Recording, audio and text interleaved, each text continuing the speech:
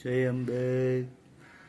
जो आप शीघ्र उन्नति करवा इच्छता हो, आपने उचित प्रकारनी साधनानी जाण थवी जोईए।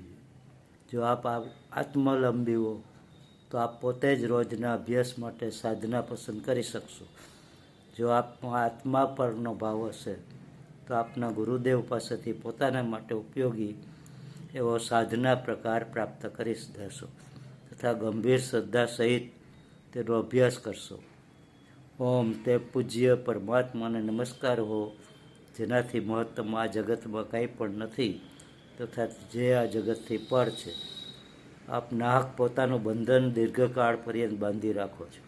हमणा ने हमणा आपनो जन्माधिकार शा माटे प्राप्त करी देता? हजी सुधी आपना बंधन ने तोड़ता नथी।